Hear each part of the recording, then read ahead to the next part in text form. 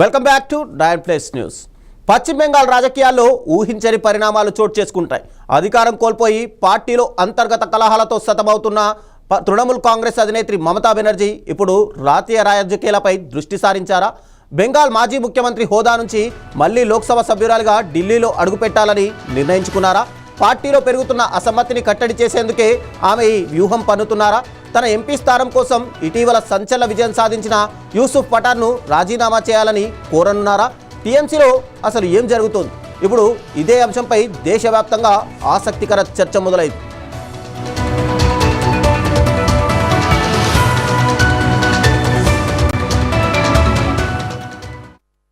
పశ్చిమ బెంగాల్ రాజకీయాల్లో పెను మార్పులు సంభవించాయి. ఇటీవల జరిగిన అసెంబ్లీ ఎన్నికల్లో తృణమూల్ కాంగ్రెస్ ఓటమి పాలవడంతో మమతా బెనర్జీ ముఖ్యమంత్రి పదవిని కోల్పోయారు. బీజేపీ చారిత్రాత్మక విజయం సాధించి సువేందు అధికారి నేతృత్వంలో ప్రభుత్వాన్ని ఏర్పడింది. ఈ రాజకీయ ఎదురుదెబ్బతో పాటు పార్టీలో తీవ్రమైన అంతర్గత సంక్షోభం మమతను ఉక్కిరిబిక్కిరి చేస్తుంది. ఒకవైపు అసెంబ్లీలో తిరుగుబాటు సెగలు మొదలయ్యాయి.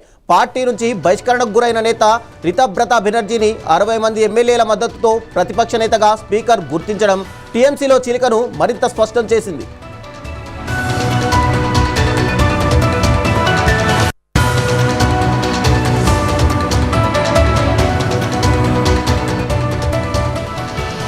ఇదే సమయంలో లోక్సభలో కూడా టీఎంసీ ఎంపీల మధ్య విభేదాలు బగ్గుమంటున్నాయి. పార్టీ సీనియర్ ఎంపీ 4 సార్లు బరాసత్ నుంచి గెలిచిన కొకోలి ఘోష్ దస్తీదార్ మరో ఎంపీ కళ్యాణ్ బెనర్జీ తనతో పాటు ఇతర మహిళా సభ్యులతో అనుచితంగా ప్రవర్తిస్తున్నారంటూ లోక్సభ స్పీకర్కు ఫిర్యాదు చేయడం సంచలనం రేపింది.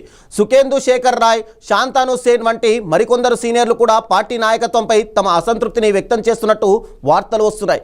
ఈ క్లిష్ట పరిస్థితుల్లో పార్టీని మళ్లీ గాడిలో పెట్టేందుకు, జాతీయ స్థాయిలో వ్యూహాలకు పదును పెట్టేందుకు మమతా బెనర్జీ స్వయంగా రంగంలోకి దిగాలని భావిస్తున్నట్టు తెలుస్తోంది. అందుకే ఆమె లోక్సభకు పోటీ చేయాలని యోచిస్తున్నట్టు టీఎంసీ వర్గాల్లోనూ ప్రచారం జరుగుతోంది.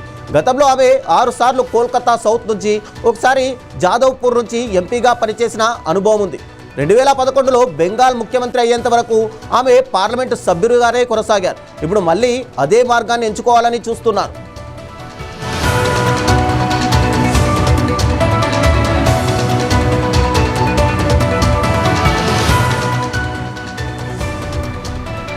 మమత బహరంపూర్ లోక్సభ నియోజకవర్గాన్ని ఎంచుకున్నట్టు సమాచారం. 2024 ఎన్నికల్లో కాంగ్రెస్ కంచుకోట అయిన ఈ స్థానంలో సీనియర్ నేత అధీర్ రంజన్ చౌదరిపై టీఎంసీ అభ్యర్థి మాజీ క్రికెటర్ యూసుఫ్ పఠాన్ 85,000 ఓట్ల తేడాతో ఘన విజయం సాధించారు. ఇప్పుడు మమతా బెనర్జీ పోటీ చేసేందుకు యూసుఫ్ పఠాన్ను ఎంపీ పదవికి రాజీనామా చేయాల్సిందిగా కోరినట్టు ఊహాగానాలు వినిపిస్తున్నాయి. పార్టీలో లోక్సభ సభ్యుల మధ్య సమన్వయం సాధించడానికి, అసమ్మతికి అడ్డుకట్ట వేయడానికి, పార్లమెంట్లో ప్రత్యర్థులను ధీటుగా ఎదుర్కోవడానికి మమత ప్రత్యక్ష పర్యవేక్షణ అవసరమని పార్టీ భావిస్తోంది.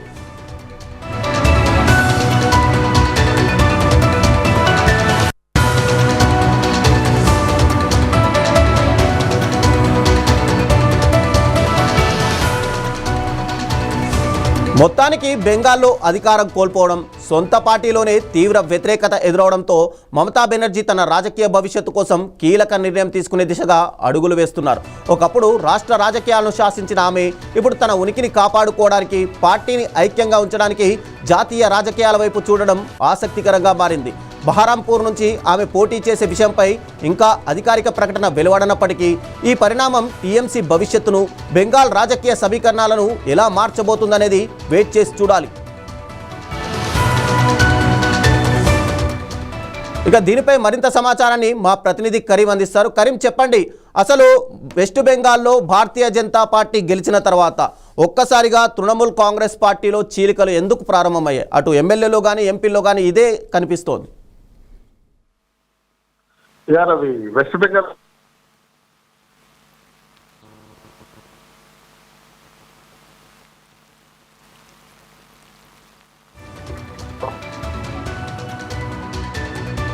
కరీం, చెప్పండి, ఒక్కసారిగా భారతీయ జనతా పార్టీ వెస్ట్ బెంగాల్లో అధికారంలోకి వచ్చిన తర్వాత ఇటు ఎమ్మెల్యేల్లోనూ అటు ఎంపీల్లోనూ తృణమూల్ కాంగ్రెస్ పార్టీకి సంబంధించి పూర్తిగా అసంతృప్తి నెలకొన్నట్టుగా కనిపిస్తుంది. అసలు ఎందుకు ఈ పరిణామాలు చోటు చేసుకుంటున్నాయి? రైట్, మనం గతంలో మాట్లాడుకున్నట్టుగా తృణమూల్ కాంగ్రెస్ లో ఉన్న ఎమ్మెల్యేలు కానీ కొంతమంది ఎంపీలపై కూడా ఇంతవరకు అధికారంలో ఉన్న తృణమూల్ కాంగ్రెస్ పార్టీలో కొన్ని ఈడీ దాడులు లాంటివి, ఐటీ దాడులు లాంటివి జరిగే అవకాశం ఉంది. అంటే గతంలో మమతా బెనర్జీ ప్రభుత్వంలో జరిగిన అవినీతి అక్రమాలకి పెరుగుతారని, దానికి కారణాలైన అప్పటి మంత్రులు, అప్పటి ఎమ్మెల్యేలపై కొరడా జల్పిస్తారని, వీళ్ళని శ్రీకృష్ణ జన్మస్థానానికి తరలిస్తారనే రూమర్స్ మీకు వెస్ట్ బెంగాల్లో చాలా బలంగా నిలబడుతున్నాయి. సో దీంతో అధికార కోల్పోయిన టీఎంసీ ఇప్పుడు తిరిగి పార్టీని చీల్చి వీరందరూ మమతాతో మేము లేవు ప్రయత్నం చేస్తున్నారు. దాదాపుగా 60 మంది ఎమ్మెల్యేలు రిత్రా బెనర్జీతో కలిసి ఆయన్ని లీడర్ ఆఫ్ అపోజిషన్ ఎన్నుకోవడానికి ప్రయత్నం చేసి కూడా మనం చూసాం. దానికి సంబంధించిన లీడర్స్ కూడా వాళ్ళ అసెంబ్లీ స్పీకర్ గా అందజేయడం జరిగింది. ఇదిలా ఉంటే తాజాగా మమతా బెనర్జీ పార్లమెంట్ స్థానానికి పోటీ చేసే అవకాశాలు బలంగా కనబడుతున్నాయి. ఎక్కడి నుంచి అయితే యూసఫ్ పఠాన్ రిప్రజెంట్ చేస్తున్నారో బర్హంపూర్ నుంచి ఆమె పార్లమెంట్ కి వెళ్ళడానికి ప్రయత్నం చేస్తున్నారు. ఆమె ఎమ్మెల్యేగా ఓడిపోయిన తర్వాత రాష్ట్రంలో ఉన్న పార్టీ పరిస్థితిని, పార్టీని బలోపేతం చేసే కార్యక్రమం గురించి ఆలోచిస్తుంది అందరూ అనుకున్నారు. కానీ పార్టీలో ఎప్పుడైతే చీలికలు వచ్చినాయో తను తేల్చుకోవాల్సిన కార్యస్థానం ఢిల్లీలో ఉంది అని ఆమె బలంగా విశ్వసించారు. గతంలో పార్లమెంటు నుంచి ఆమె రైల్వే శాఖ మంత్రిగా పనిచేశారు, అనేక కార్యక్రమాలు చేశారు. అదిగాక ఆమె ఇండియా కూటమిలో చాలా క్రియాశీలకంగా పనిచేస్తూ ఉన్నారు. ఇప్పుడు ఆమె మళ్ళీ పార్లమెంట్కి వెళ్ళడం అనేది జరిగితే పార్లమెంట్ లో ఇప్పటికే 29 స్థానాలు ఉన్న టీఎంసీ చాలా బలంగా ఉంది. టీఎంసీ ఇప్పుడు చాలా బలంగా నాకు తెలిసి 3వ స్థానం 4వ స్థానము ఆలోచిస్తుంది. అంత పార్లమెంట్ కి పంపించారు. తృణమూల్ కాంగ్రెస్ మమతా బెనర్జీ కూడా వాళ్ళకు తోడైతే అక్కడ పరిస్థితి ఎలా ఉంటుందో మనం ఊహించవచ్చు. ఇక్కడ ఎవరైతే తనని ఇబ్బంది పెట్టి పార్టీని అధికారానికి దూరం చేశారో ఆ బీజేపీని, మోడీని అక్కడికి వెళ్ళి ఎదుర్కోవడానికి ఆయన సన్నాహం చేస్తున్నట్టుగా మనకు కనిపిస్తుంది. ఇది ఆ పార్టీకి సంబంధించిన ఒక వర్గంలో పాజిటివ్ సైన్స్ కనిపిస్తున్నాయి. ఇది మమతా తీసుకున్న మంచి నిర్ణయంగానే కనిపిస్తుంది. కాకపోతే ఈ నిర్ణయం పట్ల మమతా ఇంతవరకు అఫీషియల్ గా స్పందించగా కనపట్లేదు. ఇవన్నీ అక్కడ రాజకీయ విశ్లేషణలు వినబడుతున్నాయి. ఆ పార్టీలో కొంతమంది బయటకు వచ్చి మాట్లాడుతున్న సందర్భం మనం చూసుకుంటే కనుక ఇండి కూటమి అంటూ భారతీయ జనతా పార్టీని ఓడిస్తామని చాలా ప్రచారం చేశారు. దాంట్లో మమతా బెనర్జీ కానీ లేదంటే ఇటు ఆప్ నుంచి అరవింద్ కేజ్రీవాల్ కానీ వీరందరూ కూడా తర్వాత విభేదిస్తూ బయటకు వచ్చిన నేపథ్యంలో ఇప్పుడు మళ్ళీ కలిసే అవకాశాలు ఉన్నాయా స్పష్టంగా? అదే అవకాశాలు ఢిల్లీ వర్గాల ద్వారా మనకు తెలుస్తుంది. ఢిల్లీలో జరుగుతున్న పరిణామాలను ఒకసారి జాగ్రత్తగా గమనిస్తే ఇండియా కూటమి ఇప్పుడు కొత్త జోష్తో ఇండియా కూటమి ఉంది. కాంగ్రెస్ పార్టీ ఇటీవల టీవీసీని సపోర్ట్ చేసి తమిళనాడులో అధికారంలోకి రావడానికి సన్నాహాలు చేసింది. అలాగే అక్కడి నుంచి పార్లమెంట్ స్థానాన్ని కూడా ఇప్పుడు రాజ్యసభకి తీసుకోబోతోంది. మరోవైపు కేరళలో కూడా కాంగ్రెస్ పార్టీ అధికారంలోకి వచ్చి మెజారిటీతో అధికారాన్ని యూటీఎఫ్ గా ఏర్పాటు చేసింది. ఈ నేపథ్యంలో ఒక్క తృణమూల్ కాంగ్రెసే కాదు, ఆప్ కూడా ఇప్పుడు కొద్దిగా ఊపిరి పీల్చుకుంటుంది. ఇటీవల పంజాబ్ లో జరిగిన లోకల్ బాడీ ఎలక్షన్స్ లో ఒక్క మున్సిపల్ స్థానానికి మినహా అన్ని స్థానాల్లో కూడా ఆప్ విజయకేతనం ఎగరవేసింది.